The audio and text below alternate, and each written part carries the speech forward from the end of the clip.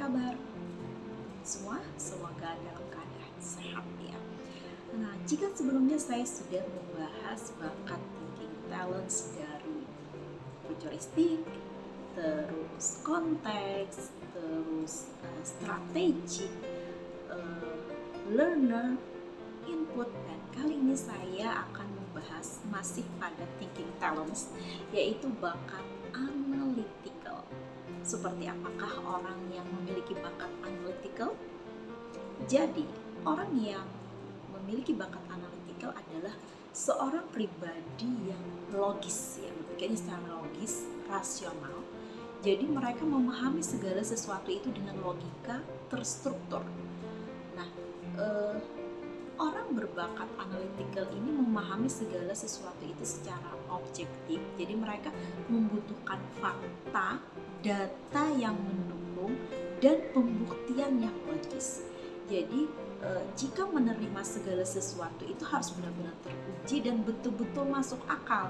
Jadi secara alami mereka itu akan senantiasa memiliki pertanyaan dalam pikirannya terkait apapun yang belum terjelaskan atau apapun yang belum memiliki data yang jelas ataupun terbukti dengan ukuran-ukuran yang pasti.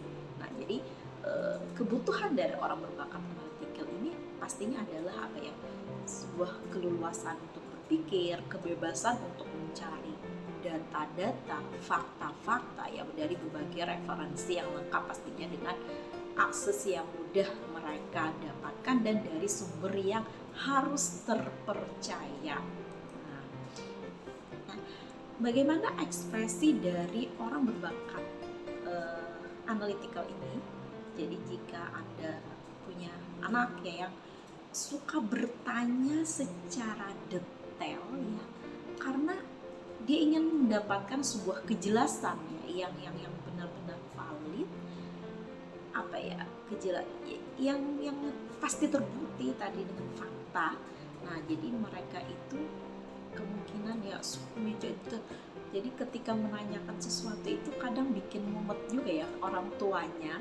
Jadi secara detail nanti tanya ini mengapa dan seterusnya. Ini kemungkinan anak Anda salah satu itu adalah ekspresi dari bakat analyticalnya.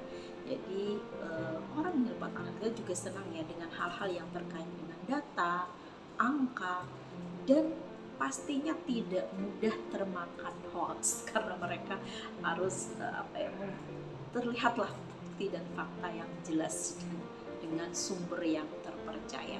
Nah, bagaimana cara mengembangkan bakat analytical? Jadi, jika Anda memiliki bakat analytical, maka cara mengembangkannya adalah pilih objek apa yang akan Anda dalami. Nah, lalu cari referensi yang sudah teruji dan terbukti terkait objek yang Anda pilih. Kemudian pasti Anda juga perlu skill dalam hal metodologi ya, bagaimana cara mencari data, mengumpulkan, mengolah, menganalisa, ataupun dengan menghitungnya seperti apa. Juga latih kemampuan untuk mengkomunikasikannya dengan orang lain. Nah, jadi seperti itu. Nah, apa sih yang membedakan antara orang yang memiliki bakat analytical dengan orang yang tidak memiliki bakat analytical dalam berpikir logis, kritis, dan analitis ya.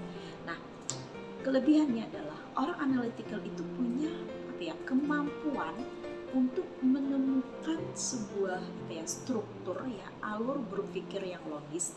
Jadi mereka secara alami itu sangat menyukai hal-hal yang terkait metodologi, bagaimana mengumpulkan datanya, mengolahnya, menganalisisnya, hingga mereka menemukan sebuah kebenaran. Dan ini pun ini mereka meskipun setiap hari seperti ini mereka enjoy, seneng gitu.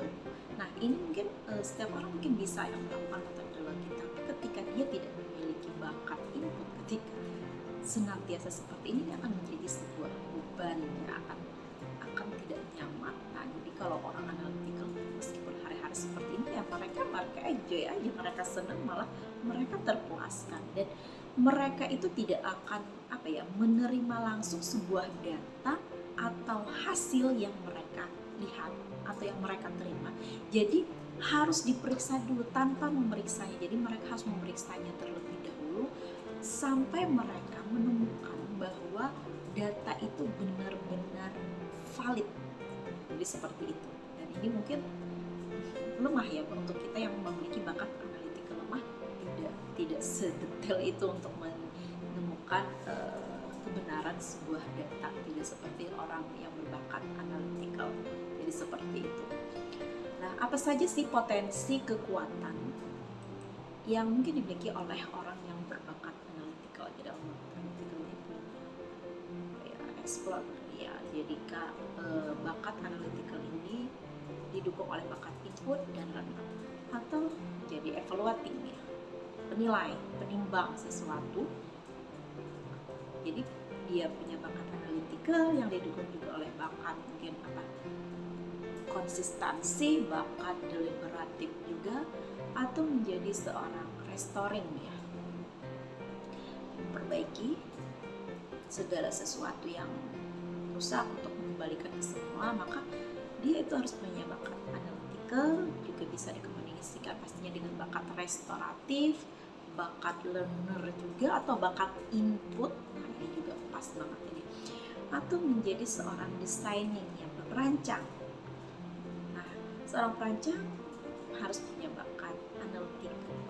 Bagus sekali jika memiliki bakat analytical yang pastinya didukung oleh bakat edition ya. Nah, atau menjadi seorang estimating, membuat perhitungan, perkiraan biaya atau costing yang memantau atau memeriksa pengeluaran suatu proyek itu, maka juga sangat diperlukan bakat analytical, jadi didukung oleh bakat disiplin, bakat deliberatif, dan bakat konsistensi. Nah, kalau peran atau profesi yang membutuhkan bakat analytical apa saja?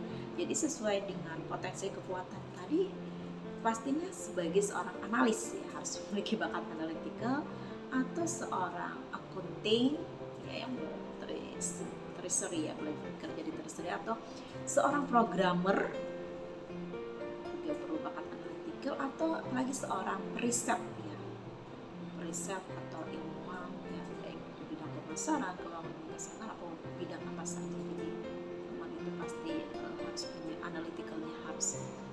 Nah, kiranya ini saja dulu penjelasan saya tentang bakat analytical. Semoga terbantu, terkhusus jika Anda yang memilikinya. Sekian dari saya. Wassalamualaikum warahmatullahi wabarakatuh.